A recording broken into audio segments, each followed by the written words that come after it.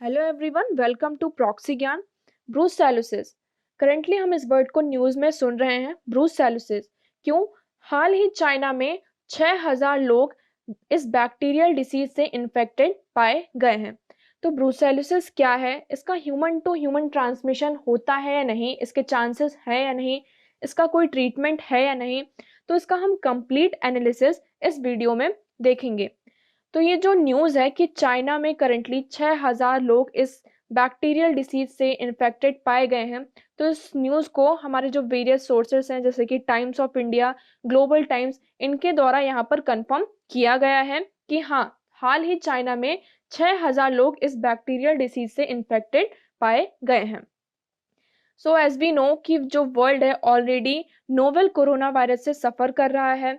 हमारे जो रिसर्चर्स हैं, हमारे जो साइंटिस्ट हैं, वो अपना पूरा एफर्ट्स वैक्सीन को डेवलप करने में लगा रहे हैं। हम नोवेल कोरोना वायरस से फाइट कर ही रहे हैं कि उसी दौरान चाइना के सरफेस पे एक नया पैथोजन डेवलप होकर आ गया है, ब्रूसेलोसिस। लेटेस्ट रिपोर्ट के अकॉर्डिंग ये बताया जा रहा है कि जो ब्रूसेलोसिस डिसीज है, तो नॉर्थ वेस्टर्न चाइना में 6000 लोग इस डिसीज से इन्फेक्टेड पाए गए हैं। कहाँ? नॉर्थ वेस्टर्न चाइना में 6000 लोग इस डिसीज से इन्फेक्टेड पाए गए हैं। ब्रूसेलोसिस क्या है? एक बैक्टीरियल इन्फेक्शन है। ब्रूसेलोसिस क्या है? एक बैक्टीरियल इन्फेक्शन है। जो ब्रूसेला बैक्टीरिया, ब्रूसेला, इसकी जो बहुत सारी जो स्पीशीज हैं, ब्रूसेला की भी, ये जो बैक्टीरिया है ब्रूसेला, इसकी अदर स्पीशीज हैं, उनके द्वारा ये कॉज हो रहा है। As per WHO, world health organisation के द्वारा ये बताया जा रहा है कि इसका जो ह्यूमन टू ह्यूमन ट्रांसमिशन है, मतलब कि इस बैक्टीरिया का एक ह्यूमन से दूसरे ह्यूमन में जो ट्रांसमिशन है, इसकी जो पॉसिबिलिटी है वो बहुत ही ज़्यादा रेयर है, मतलब कि बहुत ही ज़्यादा कम है। अब ये जो ब्रूसेला मेलिटेनिस, ये जो बैक्टीरिया है वो किस फैमिली से बिलोंग करता है? ब्रूसेलिस फैमिली। इस फैमिली का ये बैक्टीरिया है जो कि क्या कर रहा है? ब्रूसेलोसिस कॉज कर रहा है ह्यूमन बींग्स में।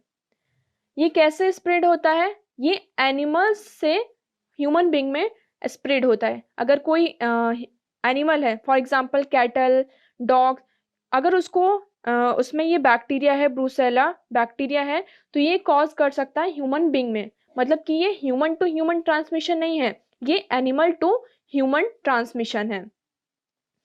ब्रूसेलोसिस जो है not only in China but ये वर्ल्ड की जो अदर कंट्रीज हैं वहाँ भी इस डिसीज को पाया गया है। Direct contact between human being and the infected animal can cause brucellosis. अगर हम किसी भी इन्फेक्टेड एनिमल के संपर्क में आते हैं, किसी भी इन्फेक्टेड एनिमल के कांटेक्ट में आते हैं, उससे डायरेक्ट कांटेक्ट में आते हैं, तो हमें ये डिसीज कॉज हो सकती है, हमें ये बीमारी हो सकती है। और किस तरीके से हो सकती है? अगर हम किसी भी इन्फेक्टेड एनिमल का प्रोडक्ट यूज करते हैं, फॉर एग्जांपल हम कोई काऊ है और उसको ये बीमारी है ब्रूसेलोसिस, ठीक है, उसके अंदर ये क्या बैक्टीरिया है, तो अगर हमने उसका प्रोडक्ट यूज किया तो हमें ये जो डिसीज है वो कॉज कर सकती है। वो बैक्टीरिया जो है वो ह्यूमन बींग में ट्रांसफर हो जाता है। Most cases cause due to sheep and goat. ये बताया जा रहा है कि जो ज़्यादातर केसेस आ रहे हैं वो किसके द्वारा फैल रहे हैं? जो हमारी भेड़ और बकरियां हैं, इनमें ये ज़्यादा देखने को मिल रहा है, और भेड़ बकरियों के कारण ये ह्यूमन बींग में ट्रांसफर हो रहा है। इसके सिम्टम्स क्या क्या हैं? अगर हम आपको ब्रूसेलोसिस हो गया तो इसमें कुछ सिम्टम्स हमें देखने को मिलते हैं। तो इसके जो सिम्टम्स हैं कुछ फ्लू लाइक सिम्टम्स हैं। जब हमें फ्लू होता है तो उस टाइम पे जो हमें सिम्टम्स दिखाई देते हैं, जैसे कि fever, joint pain, malaise and weaknesses. मतलब कि अगर आपको ब्रूसेलोसिस हो गया है तो आपको वीकनेस होगी, फीवर होगा, जॉइंट पेन होगा। तो इस तरीके से कुछ सिम्टम्स हमें इस डिसीज में देखने को मिल रहे हैं। The mortality rate of brucellosis is low. ये बताया जा रहा है रिपोर्ट के अकॉर्डिंग, WHO के द्वारा भी ये कंफर्म किया गया है कि जो ब्रूसेलोसिस है इसके द्वारा जो हमारा मृत्यु दर है, मतलब कि हमारी जो मोर्टेलिटी रेट है वो बहुत ही ज़्यादा लो है। मतलब कि इस बीमारी के द्वारा मरने वाले लोगों की जो संख्या है, जो नंबर है, वो बहुत ही ज़्यादा लो है। अब ये ज़्यादातर किसको ये बीमारी होने का खतरा हो सकता है? For the people who is working in live stock sector. वो लोग जो लाइव स्टॉक सेक्टर में काम करते हैं, उनमें इस डिसीज़ का होने के जो चांसेस हैं वो ज़्यादा हो जाते हैं। लाइव स्टॉक सेक्टर क्या होता है? जैसे कि एनिमल हस्बेंड्री, मतलब कुछ लोग जो फार्मिंग नहीं करते हैं, वो लोग क्या करते हैं, एनिमल हस्बेंड्री करते हैं। मतलब कि उनका जो पूरा काम होता है वो डेयरी का होता है, वो उन्होंने बहुत सारे कैटल्स रख लिए। इस तरीके से वो क्या करते हैं, लाइव स्टॉक सेक्टर में जो अ, काम करते हैं, उनमें इस बीमारी का होने का जो खतरा है वो बहुत ज़्यादा है, क्योंकि वो क्या है, ज़्यादातर किसके कांटेक्ट में रहते हैं? एनिमल के कांटेक्ट में। और ये जो डिसीज़ है वो किसके थ्रू फैल रहा है? एनिमल्स के थ्रू। वो भी जो हमारे जैसे कि कैटल्स, डॉग और जो हमारे गॉड्स, शिप, तो इनके थ्रू ये क्या हो रहा है, एक वन एनिमल से ह्यूमन बीइंग में ट्रांसफर हो रहा है। WHO says that veterinaries, butchers, farmers, lab workers are more at risk.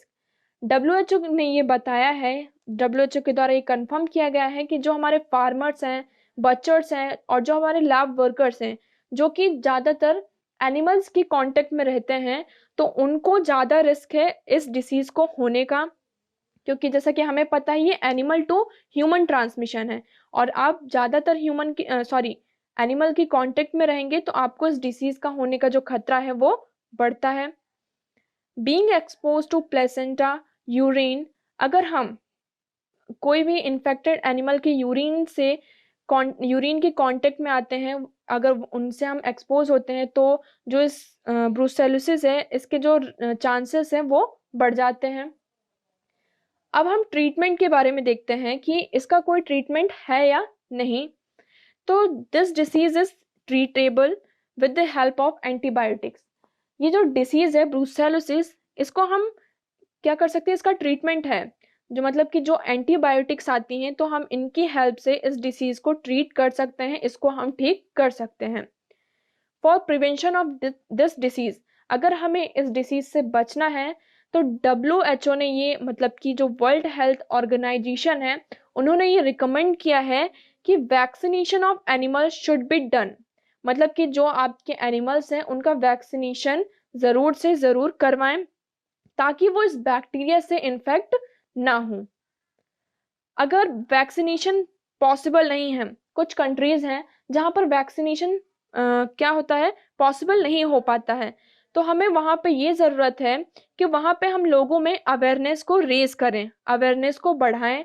वहाँ पे उनकी जो फूड सेफ्टी के मेजर्स हैं उनको देखे जाएं, कि मतलब कि आपका जो खाना होना चाहिए, आपका जो फूड है, आप जो डेयरी प्रोडक्ट्स यूज़ कर रहे हैं, तो इन सारी चीज़ों में क्या करना है, उनको मेजर्स बताने हैं, उनको उनमें अवेयरनेस जगाना पड़ेगा, ताकि वो इस बीमारी से बच सकें। So this is the complete analysis of brucellosis. Thank you so much for the discussion.